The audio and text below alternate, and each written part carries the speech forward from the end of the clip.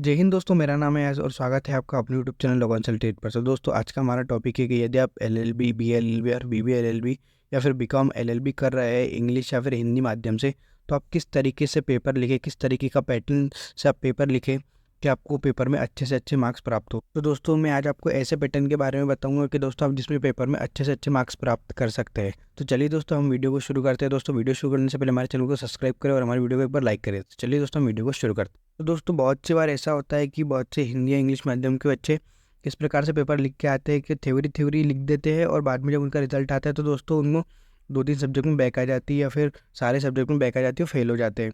दोस्तों, मैं आपको ऐसा आज सिंपल तरीका बताऊंगा जिससे कि आप अगर उससे थोड़ा बहुत रिलेटेड भी लिखते हो तो दोस्तों हम एग्जाम में बहुत अच्छी तरीके से पास भी हो सकते हैं। साथ ही इसी के साथ अच्छे से अच्छे मार्क्स भी प्राप्त कर सकते हैं तथा अपनी क्लास में आप टॉप भी कर सकते हैं। तो दोस्तों, एलएलबी, बीएलएलबी पर इसका पैटर्न ऐसा रहता है कि आपको 5 क्वेश्चन देते हैं, मतलब 10 क्वेश्चन देते हैं, जिसमें से आपको 5 क्वेश्चन करने होते हैं, जिसमें से एक क्वेश्चन 16 मार्क्स का रहता है, जिसमें आपको पूरे पेपर में 32 मार्क्स की पासिंग रहती है। तो दोस्तों, आपको एक क्वेश्चन दिया जाता है जिसमें कि आपको किसी भी क्वेश्चन का सबसे पहले अर्थ, परिभाषा, ये सब डिफाइन करना रहता है। तो दोस्तों, मैं आपको आज बताता हूँ कि आप इस तरीकों को, इस प्रकार के पैटर्न को किस प्रकार लिख सकते हैं। तो दोस्तों, सबसे पहले आप क्वेश्चन सेलेक्ट कर लेना है, आपको कौन सा क्वेश्चन करना है। अब दोस्तों, उसमें आपको क्या करना है, क्वेश्चन को अच्छी तरीके से समझना है कि उसमें क्या दिया हुआ है। सबसे पहले देखना है कि उसमें क्या दिया हुआ है, किस प्रकार दिया हुआ है, उसको क्या है, उसमें क्या क्या चीज़ें बतानी है। अब दोस्तों, आप सबसे पहले क्या कर लीजिए कि सबसे पहले उस क्वेश्चन का अर्थ निकालिए कि उसका क्या अर्थ है। उसका अर्थ सबसे पहले आप उसका अर्थ डिफाइन कीजिए कि उसमें क्या लिखा हुआ है, आपको क्या मतलब उसका अर्थ क्या होता है, क्या देना है, क्या नहीं देना है ना। अब दोस्तों, आप उसी के साथ दूसरा स्टेप क्या कीजिए, अर्थ को एकदम हाईलाइट करके लिखिए। दोस्तों, अर्थ लिखिए, उसके नीचे 2 अंडरलाइन कीजिए, उसको एकदम प्रॉपर तरीके से उसको डिफाइन कीजिए। अब दोस्तों, आप उसी के बाद क्या कीजिए कि उसके परिभाषा लिखिए। अब दोस्तों, आप परिभाषा लिखिए, उसको अंडरलाइन कीजिए और जो भी उसके मतलब जिसने भी उसकी परिभाषा दी है, आप उनका नाम हाईलाइट करके उनकी परिभाषा वहाँ पे लिख दीजिए, है ना। अब दोस्तों, आप अगर उसी से रिलेटेड और किसी ने अगर परिभाषा दी है तो दोस्तों आप वो भी लिख सकते हैं वहाँ पे, और उसको थोड़ा बहुत मतलब 1-2 पेज में उसको डिफाइन करना है। अर्थ को आपको 1 पेज में डिफाइन करना है और परिभाषा को आपको 2 पेज में डिफाइन करना है। ठीक है दोस्तों, अब ये हो गई अर्थ और परिभाषा, आपको ये इसमें आपके 3 पेज हो जाएंगे। अब दोस्तों, यदि आप ऐसा मान लीजिए कि उस क्वेश्चन में विशेषताएं दी गई है कि आप इस प्रकार की विशेषता बताइए। दोस्तों, आपको सबसे पहले क्या करना है, एक डायग्राम के थ्रू आपको पहले विशेषता को डिफाइन करना है। तो दोस्तों, आपको सबसे पहले हेडिंग में ऊपर लिखना है कि इसकी विशेषता, उसमें आपको डायग्राम बनाना है। सबसे पहला पॉइंट लिखना है, दूसरा पॉइंट लिखना है, तीसरा पॉइंट लिखना है, चौथा पॉइंट लिखना है, पांचवा पॉइंट लिखना है। जितने पॉइंट आपको याद है आप उतने पॉइंट डाल के डायग्राम बना के लिख सकते हैं।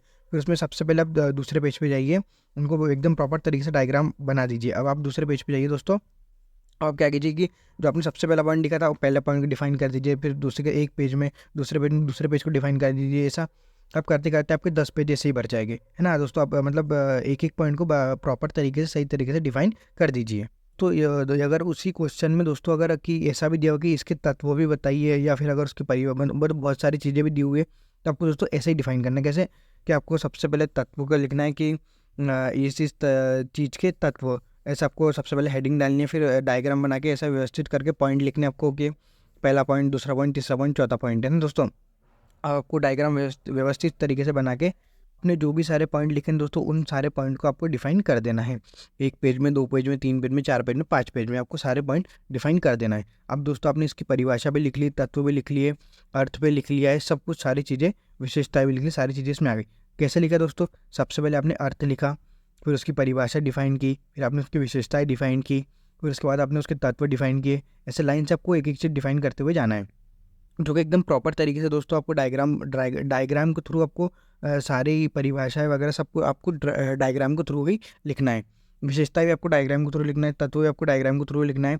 जिससे क्या होता है दोस्तों कि आपका क्वेश्चन एकदम हाईलाइट हो जाता है, आंसर एकदम प्रॉपर तरीके से लिखा हुआ है। जिसमें जो एग्जामिनर रहता है तो क्या करता है, राइट मारते हुए जाता है, ज़्यादा वो आपके डीप में क्वेश्चन आपको पढ़ता भी नहीं। दोस्तों, ये सब हो गया, मतलब अर्थ, परिभाषा, विशेषता, तत्व सब आपने डिफाइन कर दिया। अब दोस्तों, आपको क्या करना है, सबसे लास्ट टॉपिक आपको डालना है निष्कर्ष। निष्कर्ष दोस्तों कि आपने क्वेश्चन में क्या क्या डिफाइन किया है, किस तरीके से डिफाइन किया है, उसमें सारी चीज़ें, मतलब 1 या 2 पेज का आपको निष्कर्ष लिखना है सबसे लास्ट में। सबसे पहले आपको निष्कर्ष की हेडिंग डालना है, उसको हाईलाइट करना है दोस्तों। और सबसे पहले लिखना है कि जैसे सबसे पहले हमने इस क्वेश्चन में क्वेश्चन का अर्थ जाना, फिर हमने उसकी परिभाषा दी जिसमें हमने इसके माध्यम से दी गई परिभाषाओं के बारे में जाना, फिर हमने इसकी विशेषताओं के बारे में जाना जो कि हमने निम्न पॉइंट के आधार पर जाना, फिर हमने इसके तत्वों के बारे में जाना जो कि इसके तत्व निम्न प्रकार से है, अब दोस्तों फिर हमने इसके आखिरी में निष्कर्ष के बारे में जाना कि दोस्तों हमने इसका निष्कर्ष दिया कि इस प्रकार से हमने क्वेश्चन डिफाइन किया तथा सारा मतलब आखिरी में ऐसा लिखना है कि सही ये सभी प्रकार का क्वेश्चन निम्नलिखित प्रकार से है, ऐसा आपको लिख देना है। दोस्तों मैं आपको मैं भी इसी प्रकार से लिखता हूँ दोस्तों, अपनी जो भी एग्जाम में मैं देता हूँ ना BLLB में, तो मैं भी अपने सारे क्वेश्चन इसी प्रकार से लिखता हूँ और मेरे को जो अच्छे से अच्छे मार्क्स अब आना शुरू हो गए। पहले मैं ऐसा नहीं करता था दोस्तों, जैसे शुरू में मेरे को थोड़ा इसमें चोट भी खानी पड़ी, मेरे को इसमें बैक भी आया, लेकिन अब मैंने जब से ये पैटर्न से लिखना शुरू किया है दोस्तों, जब से मुझे बहुत अच्छे से अच्छे मार्क्स प्राप्त भी हो रहे हैं और मैं अच्छे अंक से पास भी हो रहा हूँ। तो आपको इसी प्रकार से पेपर लिखना है। सबसे पहले अगर आपको किसी प्रकार का क्वेश्चन आता है दोस्तों, सबसे पहले अर्थ अर्थ लिखिए, परिभाषा लिखिए, विशेषता लिखिए। ये आपका ध्यान रहे दोस्तों को विशेषता या तत्व या फिर किसी प्रकार ऐसा प्रकार दिए जाते हैं दोस्तों, तो आपको ये डायग्राम के माध्यम से समझाना है, उनको डायग्राम के माध्यम से बताना है कि क्या क्या होता है, फिर उनको डीप में डिफाइन करना है। और सबसे इंपॉर्टेंट पॉइंट दोस्तों आपको ये याद रखना है कि आपको सबसे लास्ट में निष्कर्ष जरूर लिखना है। निष्कर्ष सारा जो भी आपने क्वेश्चन लिखा है, किस प्रकार से लिखा है, किस टॉपिक पर, सारा आपको उस निष्कर्ष में डिफाइन करना है। इस माध्यम से आपको दोस्तों अपना सारा एग्जाम लिखना है। तो दोस्तों आशा करता हूँ आपको हमारी वीडियो पसंद आई। दोस्तों आपको हमारी वीडियो पसंद है तो हमारे चैनल को सब्सक्राइब करें और हमारे वीडियो को लाइक करें। तो चलिए दोस्तों।